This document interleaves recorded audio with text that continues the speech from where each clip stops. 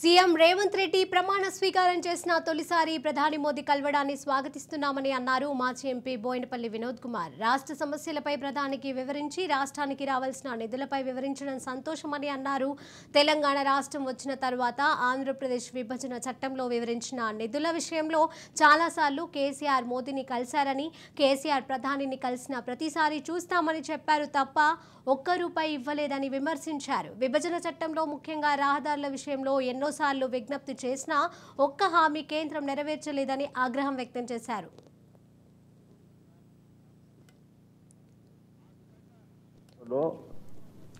34 assembly సీట్లు పెరగాలని ఉన్నది. దాంట్లో ఒక పదాన్ని నాట్ స్టాండింగ్ అనే పదం చూపిస్తే అయిపోతుందని చెప్పి మోడీ గారికి నేరుగా నేనే స్వయంగా 1-to-1 అపాయింట్మెంట్ తీసుకొని 2-3 సార్లు మాట్లాడినా. బేకింగే అని అన్నారు. బట్ ఇంతవరకు దాని గురించి బాగాలేదు. అది కూడా మీరు మాట్లాడాలి రానున్న రోజుల్లో కూడా. బీఆర్జీఎఫ్ ఫండ్స్ గురించి నిన్న మీరు ప్రస్తావించారు బట్టి గారు. అది 2015 నుండి అంటే బీఆర్జీఎఫ్ అంటే backward reason grant fund BRGF. ఒక 2 సంవత్సరాలు ఇచ్చారు, తర్వాత ఇవ్వలేదు. ఆ పైసలు మనకు రావాల్సిన పైసలు మేము పార్లమెంట్లో మాట్లాడినాం, అరుణ్ జైట్లీ గారి దగ్గరికి వెళ్ళి మాట్లాడినాం, నిర్మలా సీతారామన్ గారితో మాట్లాడినరు. కానీ ఇప్పటి వరకు కూడా దాని మీద స్పందన లేదు. ఈ విధంగా చెప్పకపోతే చాలా ఉన్నాయి.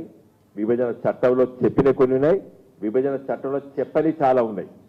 నేను ఇంతకుముందు చెప్పినా కదా, మీ కాంగ్రెస్ వాళ్ళు విభజన చట్టం తెచ్చినప్పుడు ఎయిమ్స్ గురించి మాట్లాడలేదు, ఐఏఎం గురించి మాట్లాడలేదు, ఐసర్ గురించి మీరు ప్రస్తావించలేదు. కానీ మేము చొప్పించాం అవన్నీ కూడా.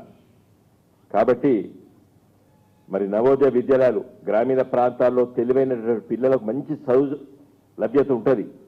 అది బీజేపీ ప్రభుత్వం మరి ఎందుకో నిర్లక్ష్యంగా తెలంగాణ పట్ల చిన్న చూపు చూసి ఇంతవరకు ఇవ్వడం లేదు.